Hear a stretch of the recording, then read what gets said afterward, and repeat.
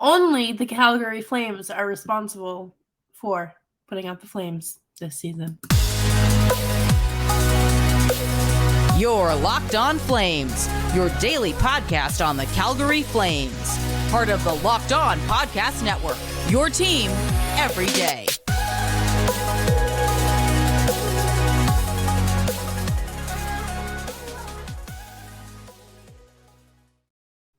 Well, hello everyone, and welcome to a weekend edition of Locked On Flames. I'm your host, Jess Belmosto, and I'm so happy to be here with you to discuss this final 3 regular season game stretch that the Flames have, and playing meaningful hockey up until game 82. At least it makes the season a little bit more fun.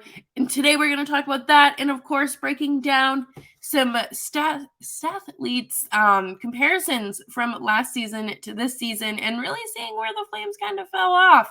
And of course, we can talk about the Vancouver game tonight. And before we do that, though, let me remind you all that you can find Locked On Flames wherever you get your podcasts. We are here for discussion on YouTube as well. Thank you so much to those who have subscribed, who have already commented, and have been having fun with us all season, or just, whenever. So let's dive right into this. The Flames, do they ever make anything easy? And I'm not saying this is in a negative way. I feel like it is very on brand for the Flames to be hanging on by a thread at this point.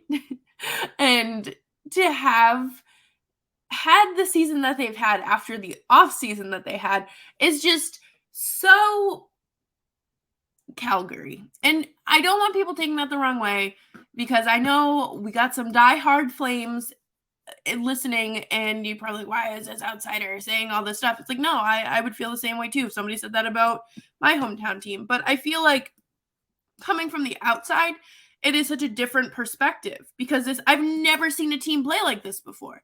Never. And I've been doing this for 4 seasons now, and last season was really the first time I've experienced happiness and pride while covering this team. No, I'm just kidding. But let's talk about how these 3 games,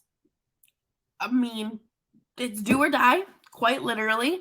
And there are now 3 teams separated by 1 point for the final playoff spot in the Western Conference. And of course, the Calgary Flames, Winnipeg Jets, and the Nashville Predators. They are all truly neck and neck for this last spot. I feel like everybody had kind of counted Nashville out, but the Preds have that dog in them. They have that dog in them, and they are not afraid to keep going. And I think, the one thing that's kept them alive all season is goaltending, something the Flames have not had. I think that the main difference between the Jets, the Jets and the Predators are on one side with goaltending, and the Flames are on the other side of the spectrum. And, you kind of want to be where with UC Saros and Connor Hellebuck, and Jacob Markstrom's just not doing it for you this year. But right now, the Jets have 4 games left, and the Flames have 3. Predators have 4, and this is just absolutely brutal to come down to this. We've been saying all season that they are not going to know what they're doing, whether they're hitting the golf course or if they're packing their bags to go for a playoff game, playoff run, until game 82. Because that is just how this team has been all season. It keeps you on the edge of your seat for sure, but sometimes I just talked about this with Gil from Locked On NHL. It's just so frustrating, because sometimes you're just the season needs to end immediately. Like the game against Chicago last week, I was like, this season can end now. We don't ever have to talk about this season again. We can wipe it from the record books. It never happened. But then they go out and play like they did against Winnipeg, and I'm like, oh, Stanley Cup's back on, baby. Not really, but this team is so toxic. It's like a toxic relationship. But all right, let's talk about how the Flames can make the playoffs. And also This article is from Flames Nation by Ryan Pike. Fantastic job organizing this information. So very great resource to have right here. So the Flames are making the playoffs if they earn or the Jets fail to earn combined 9 possible points, and the Flames earn and or the Predators fail to earn 8 combined possible points. Okay, so again, we're relying on other people here to make the playoffs happen, and obviously the Flames can only do so much. They are a team that doesn't really have like a strategy besides just rolling out 4 lines game after game and playing Neanderthals and big old cavemen out there. And I will say Nick Ritchie does have a good net front presence. He's big. He's a big boy. And we'll talk about more player-specific stuff later on in the show. But this is the best case scenario for the Flames. Nashville wins against Winnipeg tonight, and Calgary wins against Vancouver tonight in regulation. These have to be regulation wins because you need the points. And San Jose wins against Winnipeg, and Calgary beats Nashville on Monday. Last season, it came down to that game felt like a playoff game too, and we're kind of back in that same spot. And you just kind of love to see it. But Minnesota want Minnesota to beat the Jets in a regulation win on Tuesday, and you want Calgary to beat the San Jose Sharks on Wednesday. So there's a lot of hockey to be watching if you are really invested in this and you're not trying to like wait on Twitter for updates. Again, please protect your mental health and like your own well-being. Do not overwhelm yourself because at the end of the day, fan is short for fanatics, and I promise it'll be okay regardless of the outcomes. But let's quickly talk about the worst case scenario for the Flames here. A Winnipeg win in overtime against Nashville and a Vancouver regulation win over Calgary tonight. Please don't let that happen. Winnipeg, so a Winnipeg win of any type over San Jose and a Nashville regulation win over Calgary on Monday. At this point, the Flames would be unable to catch Winnipeg and they would be eliminated from postseason contention. I don't think that the Flames are going to make this easy on themselves, because when have they ever made anything easy for themselves? I feel like they are very much in their own heads sometimes, and there's only so much you can do as players on the ice and the way that the roster is assembled and the way your lines are assembled. So it's truly going to come down to game 82. It's not going to be settled by next Wednesday. It's not. It absolutely is not. But, coming up next, we are going to talk about, why this won't be settled by next Wednesday, and kind of looking at the Flames' decline.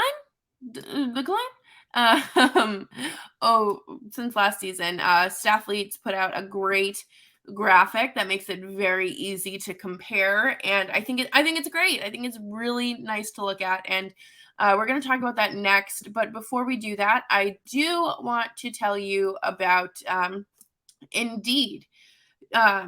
Indeed is a fantastic resource for your hiring needs. When you're drafting your fantasy team, do you ever wish you could handpick the best stars for your business team? If you're building your talent roster, you need Indeed. Indeed is a hiring platform where you can attract, interview, and hire all in one place. Super simple. You don't need to spend hours on multiple job sites looking for candidates with the right skills. Indeed brings them right to you.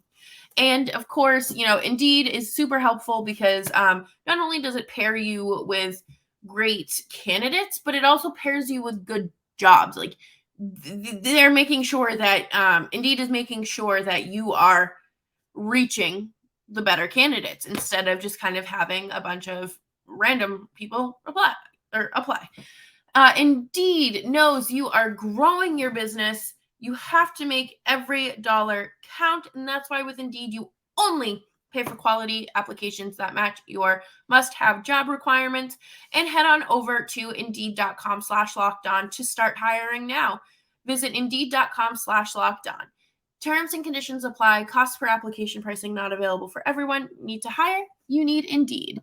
And thank you for hanging out with me on this fine Saturday. I hope you're enjoying it. It's starting to feel like spring here in New York.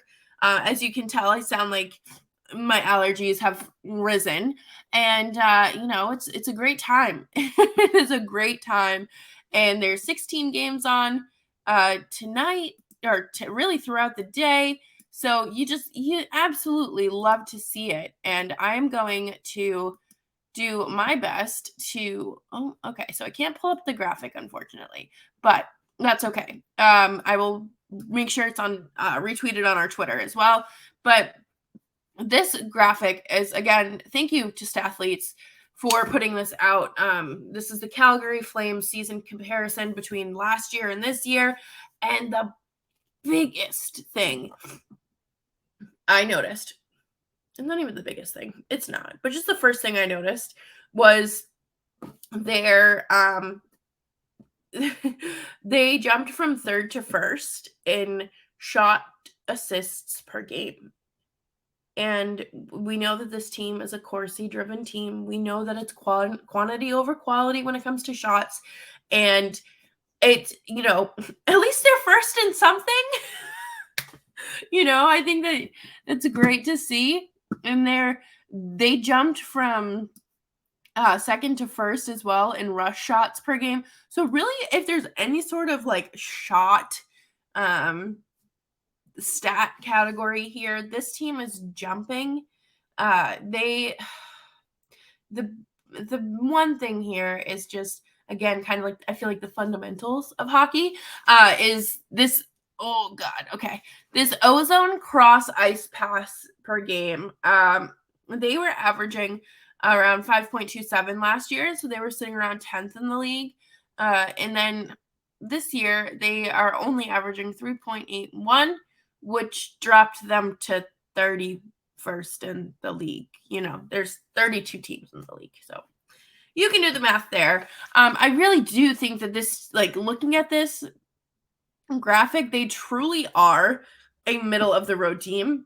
They are not a team that like separates themselves from the pack in a good way or a bad way. They are just right in the middle there, and you see it. You can literally see it.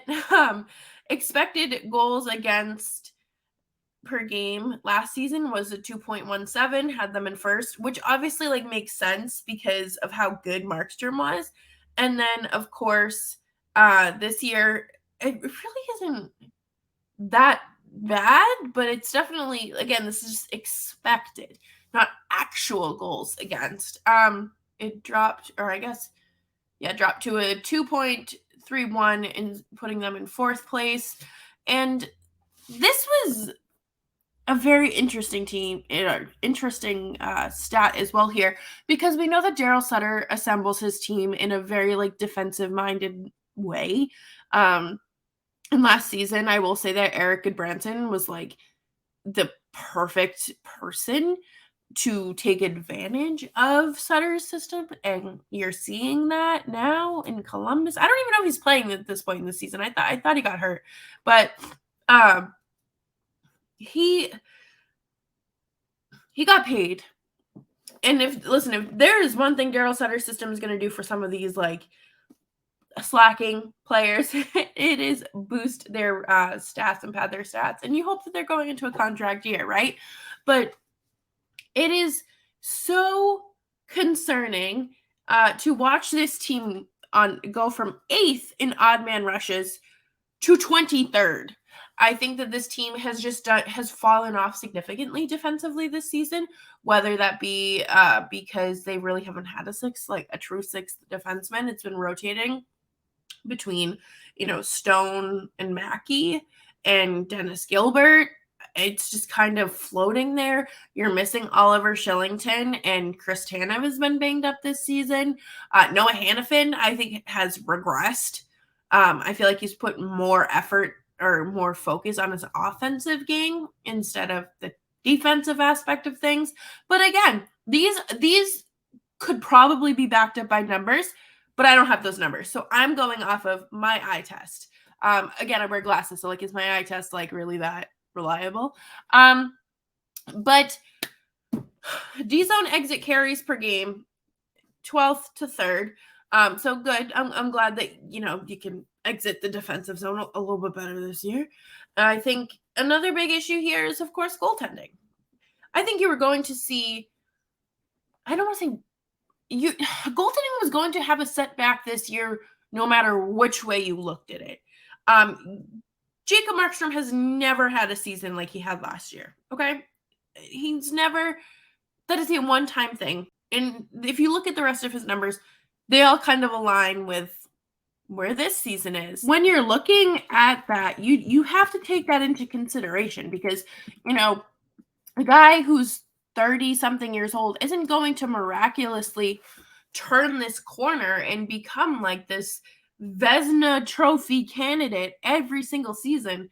I think that last year it was an outlier. It was so incredible for a reason, and you weren't going to be able to replicate that. You were hoping to get something, at least like a 9 something save percentage. Instead, it's like an 8, 9, I think. The 9's just in the wrong spot, basically. But this has just been absolutely horrible. And this inner slot shot save percentage went from 4th in the league, 4th overall, to 39th. Okay. So again, you see such a significant drop off in these goaltending stats. And again, I'll put them on our Twitter page at LO_FlamesPod. But like, to go from such a high spot to like the bottom, obviously that's not good. You want to stay, not the middle of the pack, but like the higher end of the middle of the pack. I think that the Flames have just truly been defeated by goaltending this season, but it's not just goaltending. Yes, you can look at this and say, wow, goaltending is so horrible, but you also have to take into the other considerations of where's your offense coming from? It's coming from like one player. Where are your finishers? Not there. Where are your special teams? Where are your power play goals? I don't know. I couldn't find one if I tried.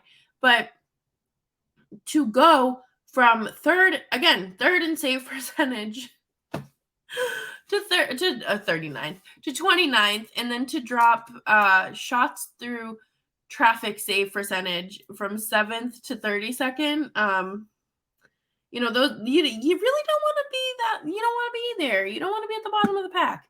I think that, again, I don't know if this season was an anomaly for Jacob Markstrom or what. Again, I think there are a lot of external factors, including his personal life, not having a solid defense. I think that's playing a part into it as well. Like, it's not just one thing. No, it's not just like Jacob Markstrom. Jacob Markstrom's bad. No, there are different factors into that. And coming up next, we are going to talk about how Jacob Markstrom is, I would assume, starting tonight against Vancouver. And we're going to preview that game because that's happening in 8.5 hours from when I'm recording. So let's do that. But before we do that, I do want to talk to you about our friends at FanDuel. Y'all know that I love making sure that I have a Tyler Toffoli goal on one of my parlays. And FanDuel.com makes that super easy to do. I actually got I didn't hit any of my bets last week when I remembered to bet. So, but I will absolutely have some sort of parlay going tonight between the Bruins and Devils. Obviously rooting for that over, and then of course we're gonna just go for a Tyler Toffoli goal tonight for the Flames and Canucks. And new customers get that no sweat first bet up to $1,000 back in bonus bets if your first bet doesn't win. It is such an easy way to it's risk-free basically, right? And you can download the FanDuel Sportsbook app today. It's safe, it's secure, and easy to use. Then you can bet on everything from money line to point scorers, and maybe someone has a multi-goal game. So all you have to do is head on over to FanDuel.com/lockedon to secure your no sweat first bet up to $1,000 in bonus bets. When you go to FanDuel.com/lockedon to learn more, make every moment more with FanDuel.com, an official sports betting partner of the NBA. And thank you everyone for hanging out with me today on Locked On Flames. Make sure you're following the show on Twitter at @LO_FlamesPod, and of course, me at Jess Belmosto. The Flames, man. The Flames. The player to watch tonight is Nikita Zadorov because he had such a significant game against Winnipeg. He had 2 goals, one of which was disallowed, but he still found the back of the net. I'll take it, right?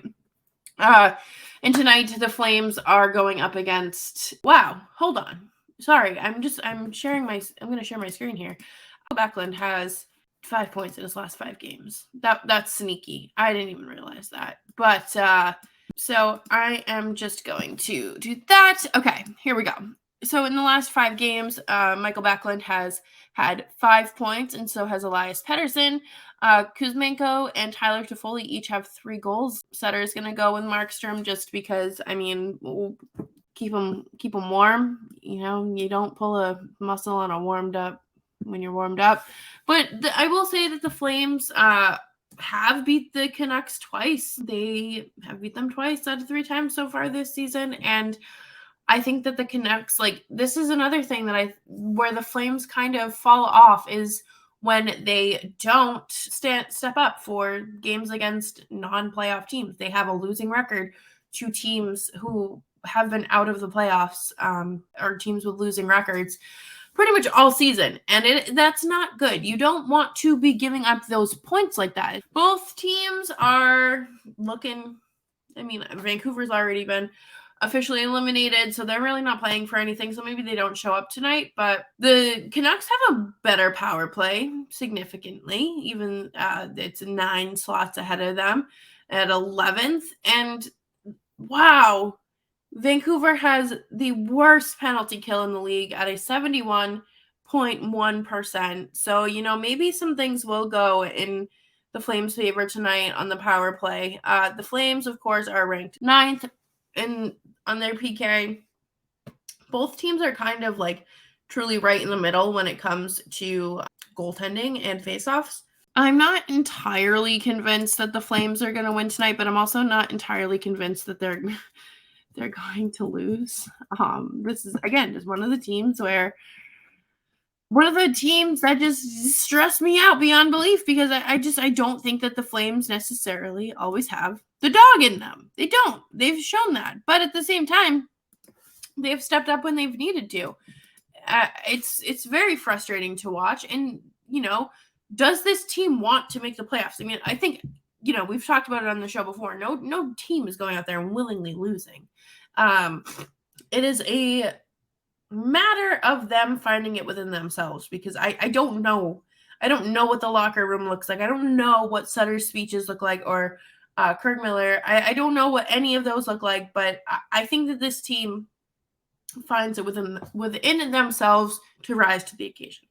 Yeah, no. So thank you everyone for hanging out with me today on Locked On Flames. Again, you are hoping that the Flames win, and the Preds win tonight against Winnipeg. So thank you everyone for hanging out with me today on a weekend edition of Locked On Flames. You can follow me on Twitter at Jess Belmosto, and make sure you're subscribed to Locked On Flames wherever you're getting your podcasts. Happy to be here with y'all. It has been a long season, but let's extend it a little longer, shall we? make the summer worth something, right? Make all that long 82 game season worth something as well. So I will see you all on Monday, where we will discuss we will revisit the weekend and of course the playoff race. And until then, have a safe, healthy, and fun weekend.